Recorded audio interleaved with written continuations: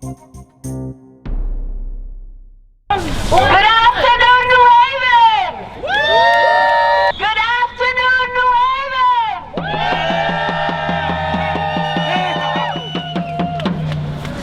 We are here to make one demand of Yale University. I should say, my name is Kika Matos. I work at the Center for Community Change. I'm a New Haven resident, and I'm as outraged as the rest of you about the abomination that is Calhoun College. Are we going to change the name? Yeah! Are we going to change the name? Yeah! So we are all here today. We see students, we see community residents, community leaders, supportive faculty, and we are here to make one simple demand, and that is for Yale University to change the name. For 83 years, Yale has disgraced this city and this community by honoring a white supremacist and one of the nation's biggest champions of slavery. His name was John C. Calhoun. John Calhoun didn't just think that slavery was necessary like others of his time who were slave owners. He actually thought that slavery was a good. He thought it was a positive good. He spent his entire life fighting against the abolition of slavery. And somehow, Yale University sees it fit to honor this man in this city, our city. In our city, the majority of residents are people of color. In our city, many of us, myself included, are descendants of slaves. And in our city, some of us are forced to live and work in an institution that is a shrine to white supremacy and slavery. It is time, actually it's not time, it's way past time that Yale University stop disrespecting this community and change the name. It is time that Yale change the name! Change the name! Change the name! Change the name! Change the name! Change the name! Change the name! Change the name! Change the name! Look around you. Look to your left, look to the right. Look around you, and what do you see?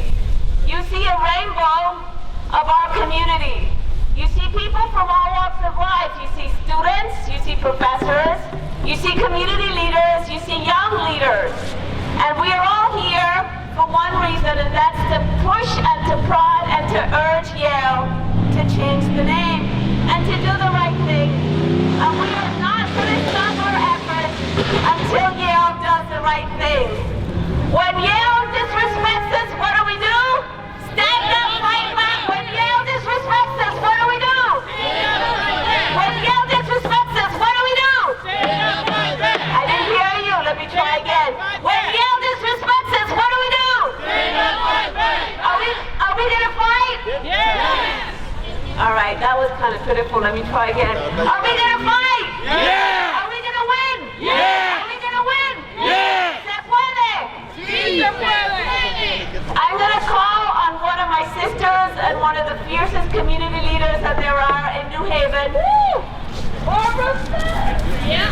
Barbara Fair from my brother's people. Come on up, Barbara.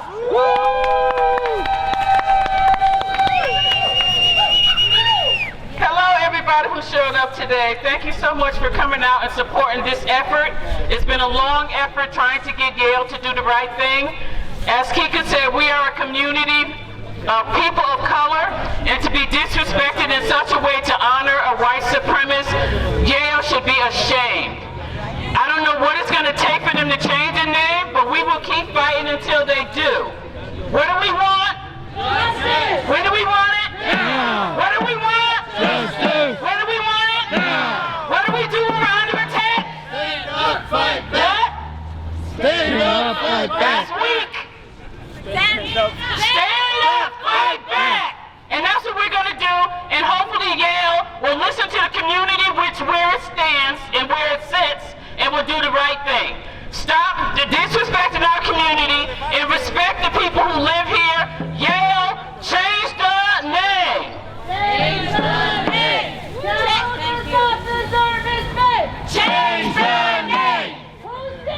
Our city! Our city! Our city!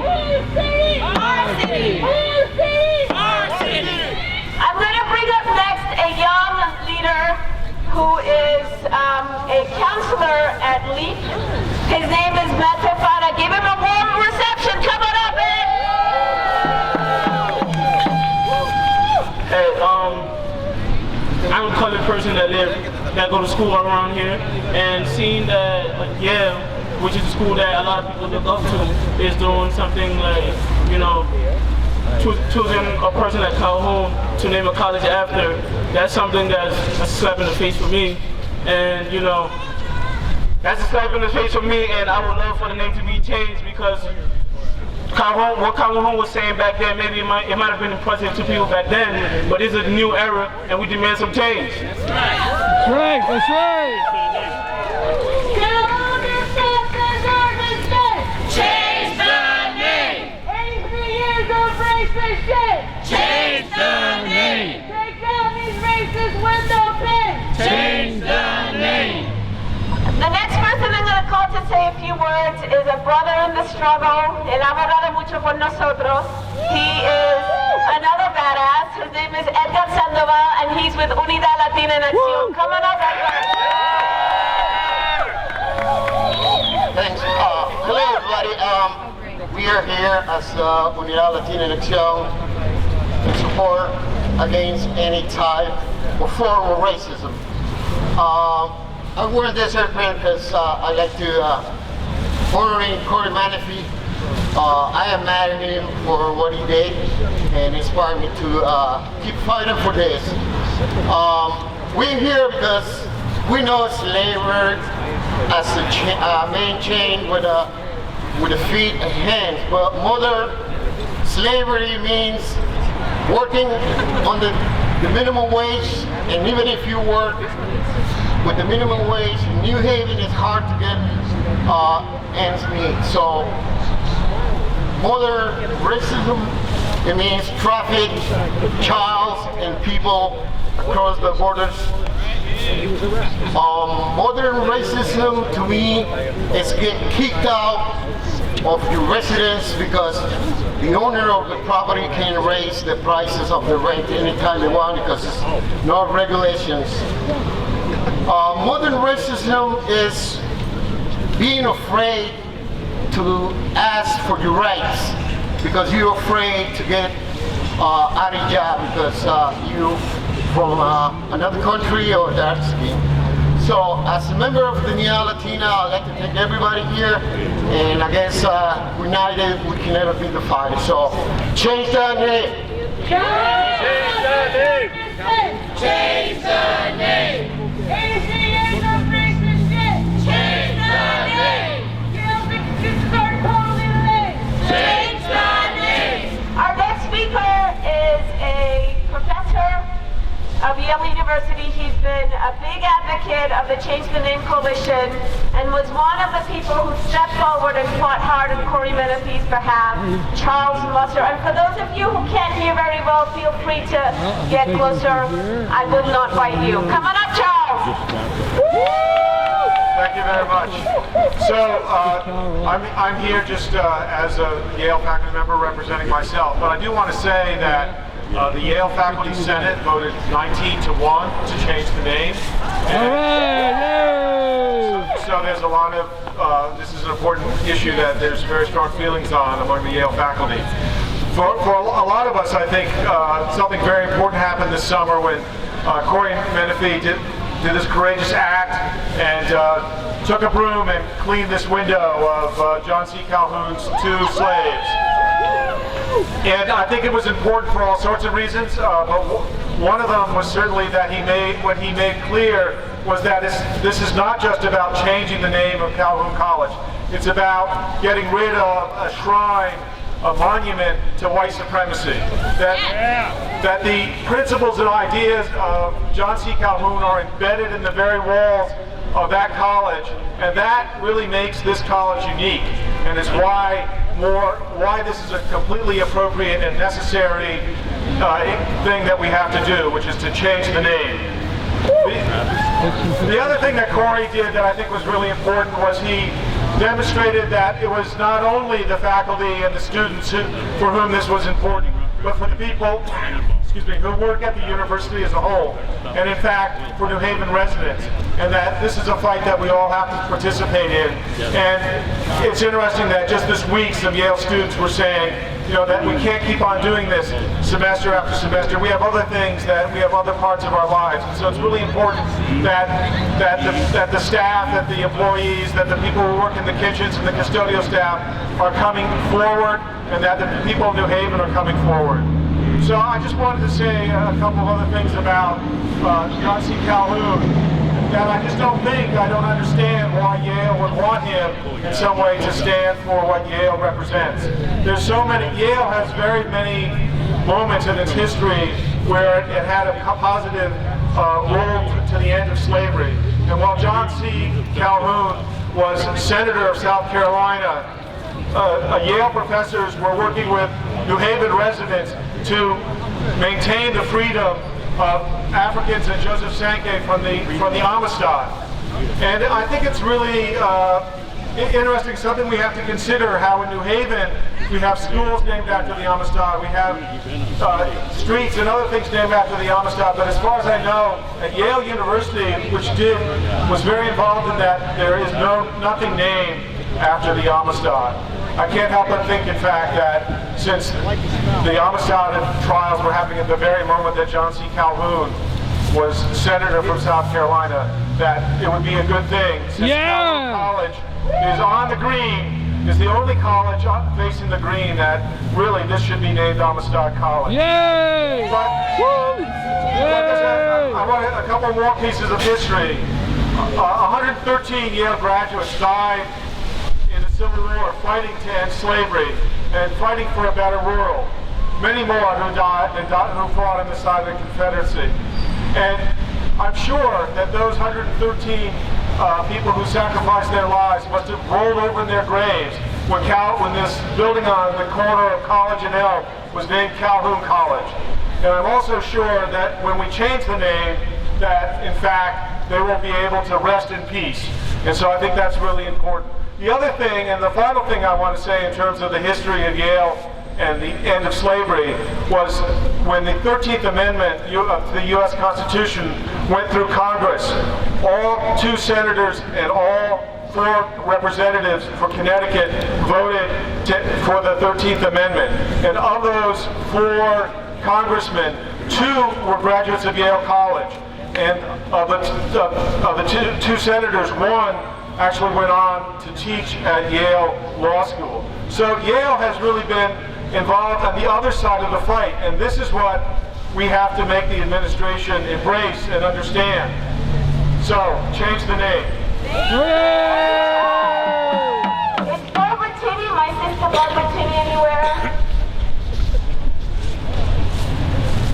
So the next, we have somebody who traveled all the way from North Dakota to be here with us today.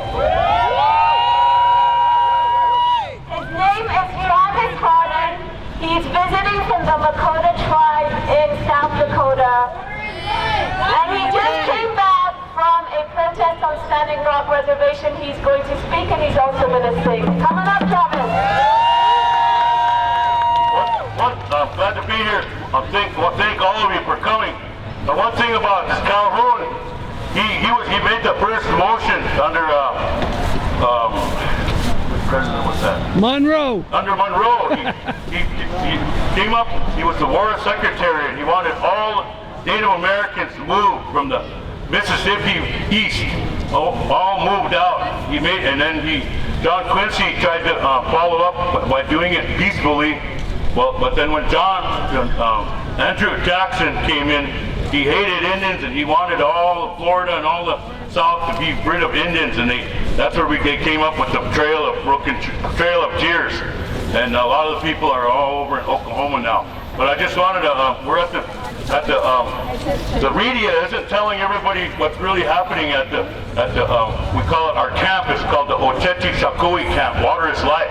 We say Mini Witoni, but the Ochechi Sakui means the 7th generation. It's a prophecy that our 7th generation was going to rise up and try to win. So we're trying to stop this DAPL pipeline through peace and prayer. No weapons, no violence. And the police yesterday they arrested 125 people. My son got shot with a rubber bullet in the neck, and he also got maced, but luckily he didn't go to jail. I'm so thankful for this.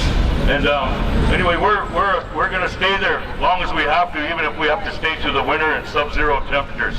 We're digging in for the winter. So I just want to support you, everybody, for coming, because not only was he against, the black people, he was against us, and he tried to do away with us, but we shall remain. And I just want to sing an honor song for all of you here and all the people that were arrested yesterday and the people that are holding the camp down. And this is the American Indian Movement song.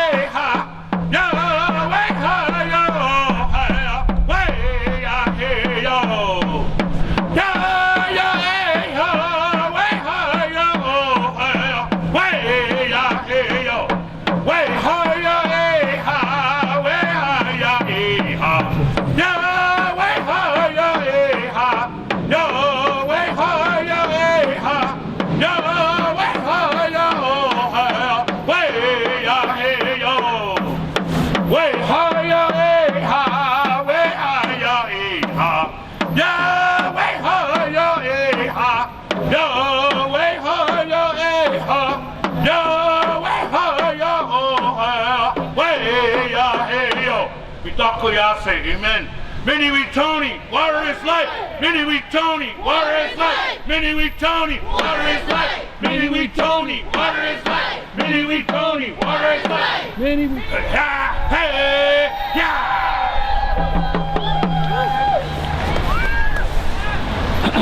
Thank you, Brother Travis. So before we march, we want to hear from 4 badass women from Yale University. They represent the Yale Women's Center. After they speak, we will start marching. So let's give it up for Ashia, Rita, Nicole, and Colleen. Coming up, badass women.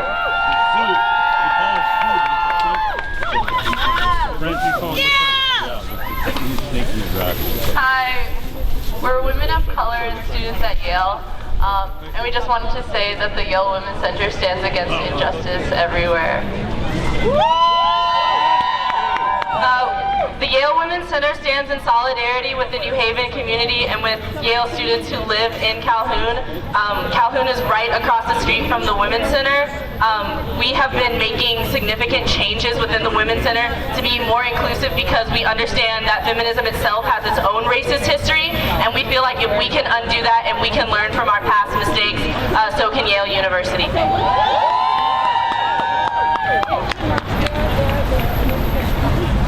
Thank you. Thank you.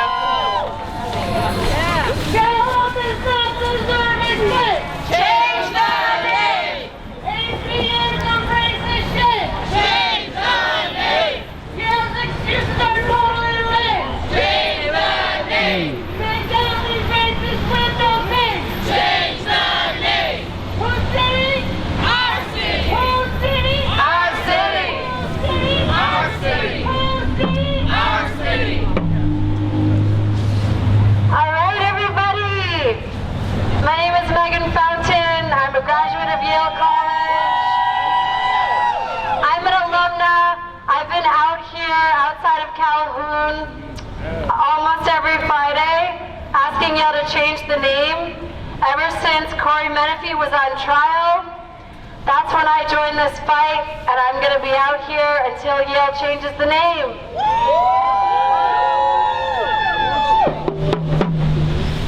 So we're hoping that Corey Menifee will meet us at Beinecke Plaza, which is where we're marching.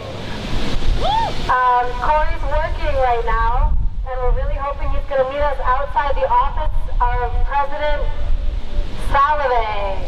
So that's where we are marching, and we're going to warm up because it's a little chilly out, but once we start marching, we're going to warm up.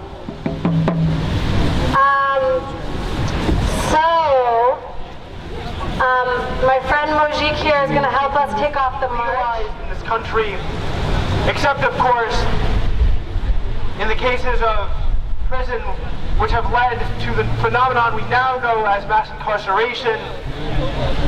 Yale, as a body, decided that it would be fitting to name one of their colleges in their new project after the foremost proponent of slavery of his era.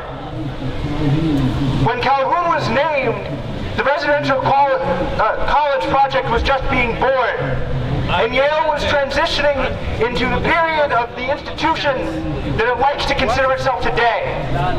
An institution that respects its students' ability to learn and to understand. A vital part to them of that was integrating and bringing in white elites from the South who perhaps had qualms about, the way in which institutions like Yale would view histories of slavery. In order to quell those fears, they took action such as naming Calhoun College after John C. Calhoun, such as making references to slavery in its walls. So when one of my fellow speakers got up here and told you that racism was in the walls of Yale, they were not lying. It is physically engraved there. Other colleges were built in the style of plantations, so much so that one of them had a courtyard that was dubbed the slave quarters. Yale has a both overt and tacit history with racism.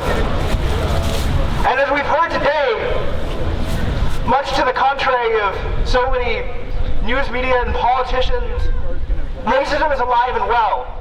When they violently attack Native Americans and those supporting them for protesting for their right to have clean drinking water and not to have burial grounds of their ancestors run through, when people protest police brutality and they get beaten and jailed. Racism is still alive and well, and when we choose to ignore that, we allow it to happen.